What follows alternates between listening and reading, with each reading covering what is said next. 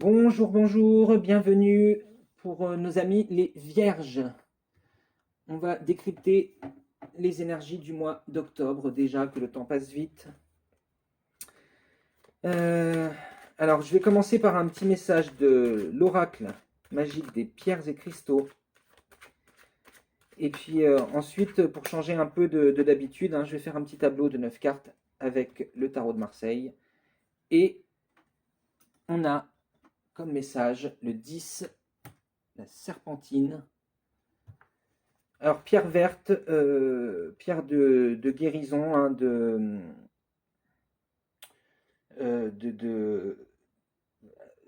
serpent aussi, donc on a libération de la Kundalini. On vous invite aussi à être plus, moins dans votre coin. Ça peut être un peu un problème pour certains. Euh, voilà, vous n'avez pas besoin d'avoir peur euh, des autres personnes, de leurs énergies, parce que vous avez vos guides spirituels qui vous montrent la route. Donc il ne faut pas hésiter à aller de l'avant et à s'impliquer plus avec les gens. Et de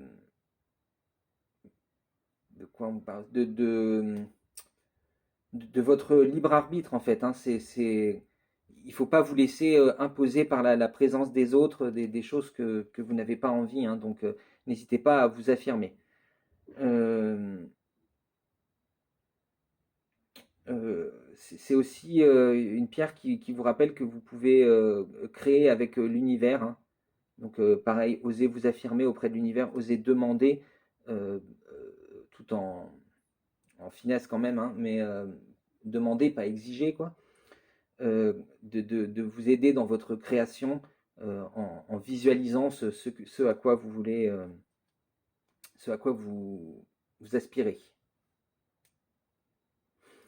Voilà, donc bien laisser les énergies aussi avec cette Kundalini.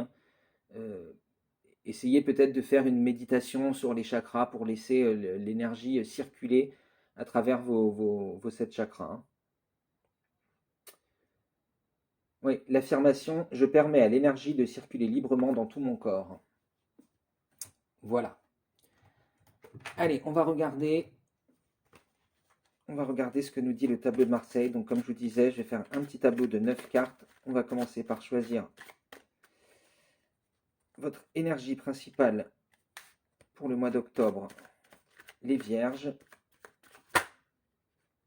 Et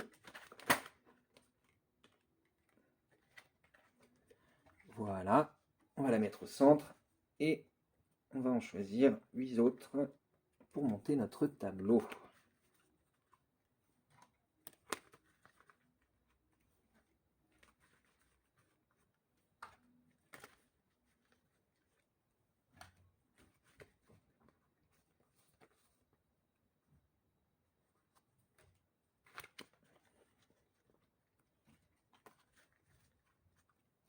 Allez.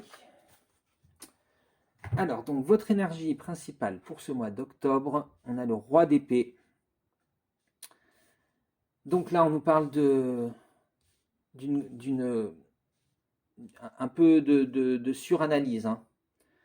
Vous voyez, on avait cette idée d'être dans son coin. Peut-être que vous voulez trop analyser les gens et que vous faites beaucoup de projections. hein.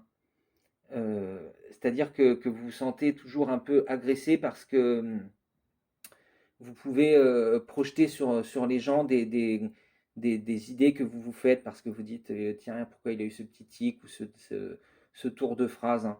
Donc, très analytique, un peu critique et ça vous coupe des gens. Donc, voilà, la serpentine, c'était ça le message. Laissez les énergies circuler plus librement en vous et vous rapprocher des gens. Mais en tout cas, il faut aussi arrêter de projeter vos angoisses et vos peurs euh, sur les gens et d'imaginer qu'ils sont en train de penser la même chose que vous. Allez, je vais retourner le reste du tableau. On a le 8 d'épée, le valet de coupe, l'as de bâton, le 3 de bâton, l'étoile, l'impératrice, le 7 d'épée et le 2 de bâton. Ouais, on voit que vous êtes passé par une période de réflexion, hein. Vous pouvez avoir été un peu, vous êtes senti un peu enfermé par certaines constructions mentales, hein, comme je vous disais. Donc, c'est ça, certaines peurs qui vous font, qui tiennent votre joyau intérieur en prison, hein. C'est des peurs qui viennent du mental et qui sont là depuis des années. Et, et ça vous fait hésiter sur votre valeur, hein. Vous demandez si vous méritez d'être vraiment aimé, apprécié par les gens, etc. Et est-ce que vous ne devriez pas refermer cette coupe? Vous voyez, vous hésitez à l'offrir aux autres. Vous êtes un peu dans la méfiance, hein. Mais on voit qu'il y a une envie quand même, hein. Il y a une envie de retourner vers les gens, de, d'avoir des projets avec eux, de faire des choses quand même, hein. Mm. Donc oui, il y a cette hésitation, mais en même temps, il y a une envie de se retrouver, bah, peut-être plus en famille en fait pour se rassurer, hein. Ouais, avec le 3 de bâton là. Euh, vous voulez peut-être mettre en place une réunion familiale, ouais, je sais pas, quelque chose comme ça, avec des gens qui vous rassurent, hein, parce que les gens que vous rencontrez peut-être au niveau professionnel ou les rencontres que vous faites dans la rue, hein, vous avez tendance à beaucoup analyser leur caractère et avoir tout de suite un petit défaut, un petit tiens, je le savais, il y a eu un petit regard en coin, quelque chose, hein. Et donc vous avez besoin un peu de la présence de ces gens-là, de votre famille, je veux dire, euh, enfin, ou de votre famille de cœur, vous voyez, de votre groupe d'amis, euh, pour vous sentir à nouveau en confiance, hein, euh, pouvoir trancher, couper cette manière de penser un peu toxique et apprendre à regarder vers le futur, hein. Mais vous voyez, il a l'air un peu dubitatif, un peu critique, hein, la façon dont il regarde. Et il y a encore cette idée de projection, hein. Mais donc voilà, on vous invite quand même à vous couper de cette manière de penser et à revenir en vous-même, à vous rendre compte de vos véritables valeurs, hein, à revenir dans votre endroit sacré, votre moi intime, et à vous rappeler de tout ce que vous avez accompli et, et de la façon dont vous pouvez gérer ces énergies, ces émotions, hein. À vous, à vous, à vous remettre à nu euh, pour, euh, pour réapprendre à vous aimer et à avoir plus confiance en vous pour ne pas projeter vers les gens euh, cette énergie de méfiance, hein.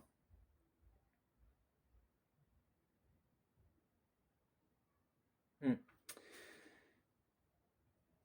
On a ensuite l'impératrice. Ouais, on voit que si vous arrivez à vous libérer de cet état d'esprit, hein, ça vous permet de retrouver un peu le feu sacré, l'envie d'aller d'aller de l'avant, hein, de faire des projets. Bah, après, j'ai plus l'impression que c'est des petits projets à court terme, mais oui, vous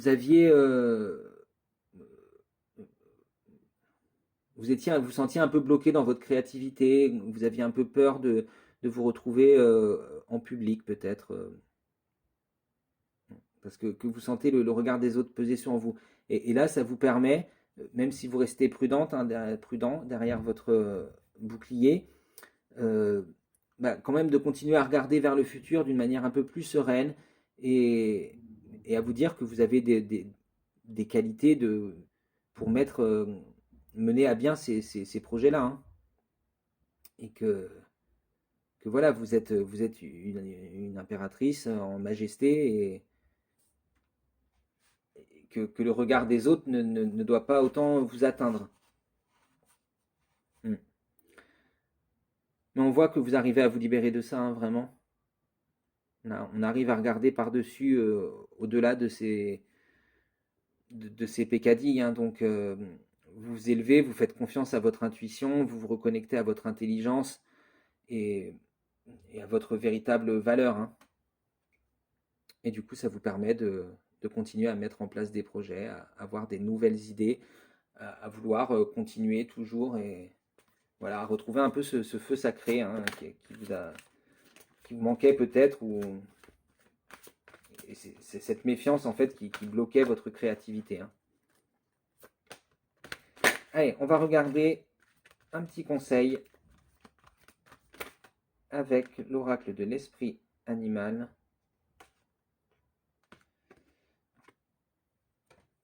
Et on a l'esprit de la fourmi. Il est temps de collaborer. Ouais, donc là, effectivement, réapprendre à faire confiance aux gens, c'est ça en fait qui peut relancer aussi votre créativité. C'est peut-être des gens qui vont venir vous aider, vous voyez, d'une collaboration qui vous permet d'aller plus de l'avant, hein, de retrouver. Enfin, cette personne vous aide à être plus créatif, et à avancer ensemble du coup, hein.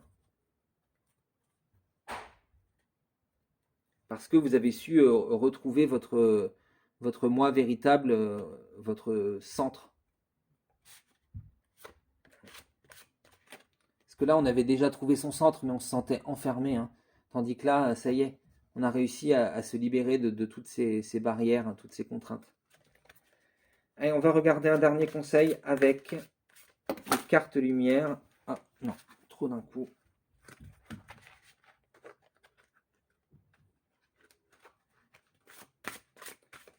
Allez.